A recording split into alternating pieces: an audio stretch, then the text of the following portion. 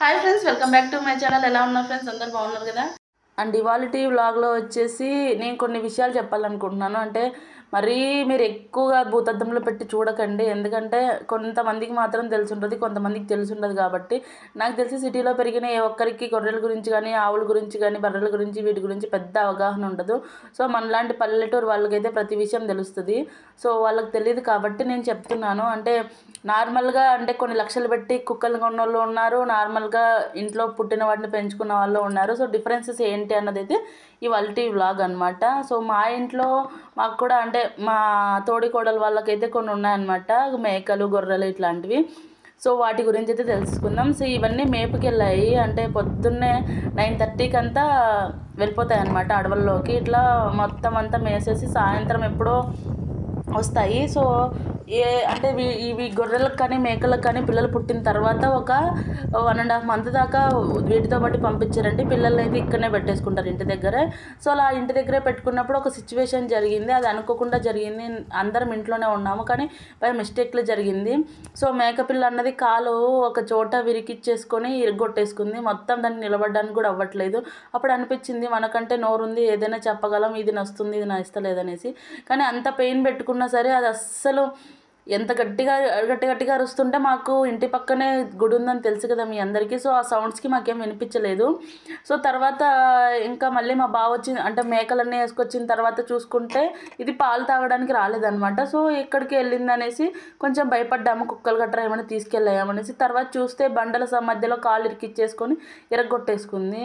So దాన్ని చూస్తుంటే నిజంగా అనిపించిందండి. అంటే ఏదైనా అంటే ఇప్పుడు కాకి పిల్ల కాకికి ముద్దు అన్నట్టు మన పిల్లలు మనకి ముద్దు అయితే, గొర్రెల పిల్లలు మేకల పిల్లలు వాళ్ళకు కూడా ముద్దు అవుతాయి. వాళ్ళ మమ్మీ అయితే దాన్ని అస్సలు వదలట్లేదు. ఎంతసేపు దాన్ని పట్టుకొని అస్సలు ఎంత అదిలిస్తున్నా మరి అట్లనే కూర్చుందనమాట, అక్కడనే నిలబడిపోయింది. సో ఇక్కడ కనిపిస్తుంది వచ్చేసి ఒక గిన్నెలో ఇక్కడ ఉంది కదా, అది వచ్చేసి పేడ అండి. పేడ తెలుసు కదా, ఆవు పేడ. అండ్ అలాగే ఎర్రమట్టి పుట్టమని ఉంటుంది కదా, పుట్ట తవ్వి తీసుకొచ్చినారనమాట. ఆ రెండు తీసుకొని దబ్బలు ఉంటాయన్నమాట. అంటే మీకు ఎలా చెప్పాలంటే వెదురు బొంగులు ఉంటాయి కదా, దాని టైప్లో దబ్బలు వస్తాయన్నమాట. సో దాని ద్వారా కట్టు కడుతున్నారు. అంటే మ్యాక్సిమం ఇట్లాంటివన్నీ ట్రై చేయడం వల్ల ఏంటంటే సెట్ అవుతాయి, అప్పుడప్పుడు ఒక్కొక్కసారి క్లిక్ అవుతాయి అన్నమాట. సో నార్మల్గా వెటర్నరీ డాక్టర్స్ ఎవరు రారండి ఇక్కడ. ఇలాంటి నాటు వైద్యాలే ఈ పశువులకు కానివ్వండి, కోళ్ళకు కానివ్వండి, ఆవులకు కానివ్వండి మేమే కట్టేసుకుంటాము. అండ్ ఎవరిని డాక్టర్ని అయితే పిలిచారనమాట. సో అట్లా ఇక్కడైతే కట్టు కడుతుంటే అది గట్టిగా అరుస్తుంది. నేను ఇక్కడ మీకు రియల్ సౌండ్ పెట్టొచ్చు, కానీ ఏంటంటే మైక్లో సాంగ్స్ వినిపిస్తున్నాయి. సో కాపీరైట్ పడుతుందన్న ఉద్దేశంతో పెట్టలేను.